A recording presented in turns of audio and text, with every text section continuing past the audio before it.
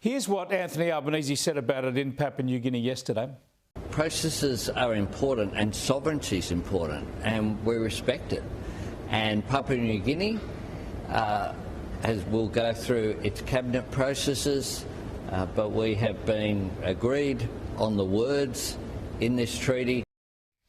And all along, the not-so-invisible hand of China might be playing around in this. But I've seen some political reporting and commentary that suggests this is a bit of a stumble, this is a hiccup. I mean, this is a massive embarrassment for Australia's diplomacy, surely. And when you look at what else has been going on when it comes to the Victorian Premier in China, Anthony Albanese's kowtowing to China, his difficulty in getting meetings with Donald Trump, how would you characterise the foreign policy success or otherwise of both Anthony Albanese and Penny Wong so far? Well, it's let's face it, first and foremost, it's chaotic.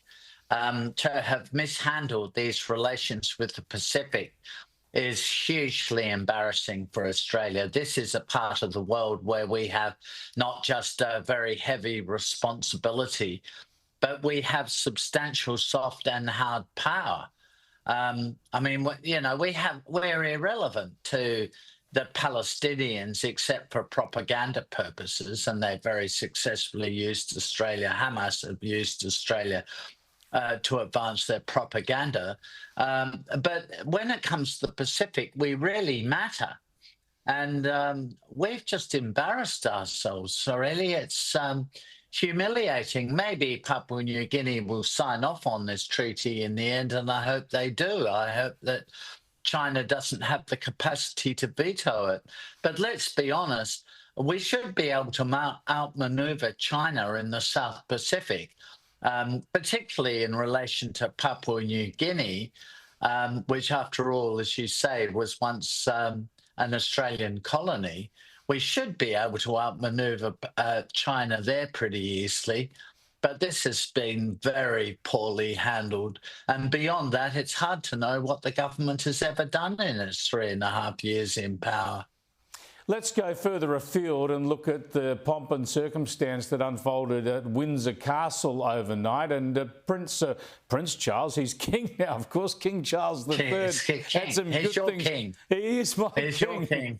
Thanks for reminding me. My King Charles III had this to say about AUKUS. Tyranny once again threatens Europe. We and our allies stand together in support of Ukraine to deter aggression and secure peace. And our AUKUS submarine partnership with Australia sets the benchmark for innovative and vital collaboration. Well, Anthony Albanese hasn't been able to spruik AUKUS face-to-face with Donald Trump, so it was a good job the King did it. Well, he's our head of state, so he's more senior than Albanese, and he's done the right thing. But seriously, he's done the right thing. Yep. It's tremendously helpful to us. Let's not underestimate this. It's tremendously helpful to us that the King should have made those remarks in front of President Trump. It makes it very, very difficult for President Trump to walk back from AUKUS. Not that I think for a moment he wants to. I don't think that's his intention. But in any case, the King having included that reference to AUKUS is hugely helpful to us, and much more important than anything Anthony Albanese has been able to do. So thank goodness we have a king.